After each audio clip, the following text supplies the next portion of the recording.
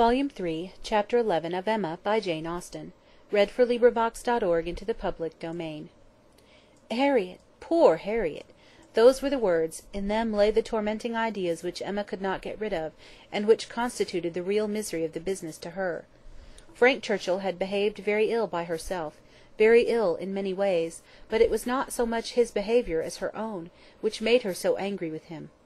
It was the scrape which he had drawn her into on Harriet's account, that gave the deepest hue to his offence. Poor Harriet! To be a second time the dupe of her misconceptions and flattery! Mr. Knightley had spoken prophetically when he once said, "Emma, you have been no friend to Harriet Smith." She was afraid she had done her nothing but disservice. It was true that she had not to charge herself, in this instance as in the former, with being the sole and original author of the mischief, with having suggested such feelings as might otherwise never have entered Harriet's imagination, for Harriet had acknowledged her admiration and preference of Frank Churchill before she had ever given her a hint on the subject, but she felt completely guilty of having encouraged what she might have repressed. She might have prevented the indulgence and increase of such sentiments; her influence would have been enough; and now she was very conscious that she ought to have prevented them. She felt that she had been risking her friend's happiness on most insufficient grounds. Common sense would have directed her to tell Harriet that she must not allow herself to think of him, and that there were 500 chances to 1 against his ever caring for her. But with common sense, she added, I am afraid I have had little to do. She was extremely angry with herself. If she could not have been angry with Frank Churchill too, it would have been dreadful. As for Jane Fairfax, she might at least relieve her feelings from any present solicitude on her account. Harriet would be anxiety enough; she need no longer be unhappy about Jane, whose troubles and whose ill health having, of course, the same origin, must be equally under cure. Her days of insignificance and evil were over. She would soon be well, and happy, and prosperous. Emma could now imagine why her own attentions had been slighted. This discovery laid many smaller matters open. No doubt it had been from jealousy. In Jane's eyes she had been a rival, and well might anything she could offer of assistance or regard be repulsed. An airing in the Hartfield carriage would have been the rack, and arrowroot from the Hartfield storeroom must have been poisoned. She understood it all, and as far as her mind could disengage itself from the injustice and selfishness of angry feelings, she acknowledged that Jane Fairfax would have neither elevation nor happiness beyond her desert. But poor Harriet was such an engrossing charge; there was little sympathy to be spared for anybody else. Emma was sadly fearful that this second disappointment would be more severe than the first. Considering the very superior claims of the object, it ought, and judging by its apparently stronger effect on Harriet's mind, producing reserve and self-command, it would, she must communicate the painful truth, however, as soon as possible. An injunction of secrecy had been among Mr. Weston's parting words. For the present, the whole affair was to be completely a secret. Mr. Churchill had made a point of it, as a token of respect to the wife he had so very recently lost, and everybody admitted it to be no more than due decorum. Emma had promised, but still Harriet must be accepted. It was her superior duty. In spite of her vexation, she could not help feeling it almost ridiculous, that she should have the very same distressing and delicate office to perform by Harriet, which Mrs. Weston had just gone through herself. The intelligence which had been so anxiously announced to her, she was now anxiously announcing to another. Her heart beat quick on hearing Harriet's footstep and voice; so, she supposed, had poor Mrs. Weston felt when she was approaching Randalls. Could the event of the disclosure bear an equal resemblance? But of that, unfortunately, there could be no chance. "Well, Miss Woodhouse," cried Harriet, coming eagerly into the room, "is this not the oddest news that ever was?" "What news do you mean?" replied Emma, unable to guess, by look or voice, whether Harriet could indeed have received any hint. "About Jane Fairfax. Did you ever hear anything so strange?" "Oh, you need not be afraid of owning it to me, for Mr. Weston has told me himself. I met him just now.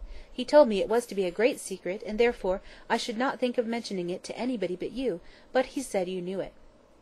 "What did Mr. Weston tell you?" said Emma, still perplexed. "Oh, he told me all about it; that Jane Fairfax and Mr. Frank Churchill are to be married, and that they have been privately engaged to one another this long while. How very odd!"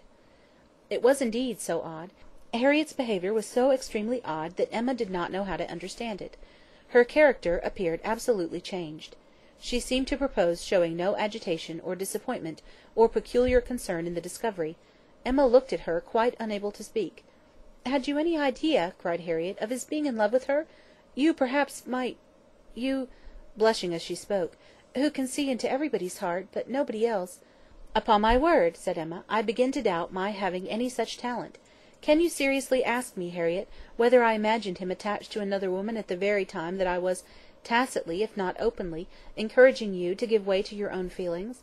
I never had the slightest suspicion, till within the last hour, of Mr. Frank Churchill's having the least regard for Jane Fairfax.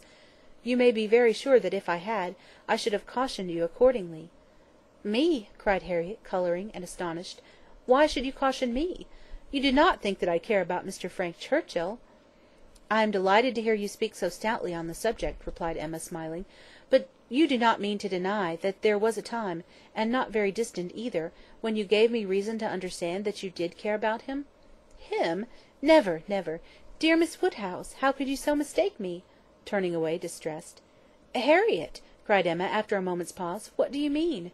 Good heaven, what do you mean? Mistake you? Am I to suppose, then—" She could not speak another word. Her voice was lost, and she sat down, waiting in great terror till Harriet should answer. Harriet, who was standing at some distance, and with face turned from her, did not immediately say anything, and when she did speak, it was in a voice nearly as agitated as Emma's. "I should not have thought it possible," she began, "that you could have misunderstood me. I know we agreed never to name him, but considering how infinitely superior he is to everybody else, I should not have thought it possible that I could be supposed to mean any other person. Mr. Frank Churchill, indeed! I do not know who would ever look at him in the company of the other. I hope I have a better taste than to think of Mr. Frank Churchill, who is like nobody by his side. And that you should have been so mistaken is amazing. I am sure, but for believing that you entirely approved and meant to encourage me in my attachment, I should have considered it at first too great a presumption almost, to dare to think of him. At first, if you had not told me that more wonderful things had happened, that there had been matches of greater disparity, those were your very words, I should not have dared to give way to— I should not have thought it possible. But if you, who had been always acquainted with him— Harriet!" cried Emma, collecting herself resolutely, "let us understand each other now, without the possibility of farther mistake. Are you speaking of Mr. Knightley?" "To be sure I am. I could never have an idea of anybody else, and so I thought you knew. When we talked about him, it was as clear as possible." "Not quite," returned Emma, with forced calmness, "for all that you said then appeared to me to relate to a different person. I could almost assert that you had named Mr. Frank Churchill. I am sure the service Mr. Frank Churchill had rendered you, in protecting you from the gipsies, was spoken of."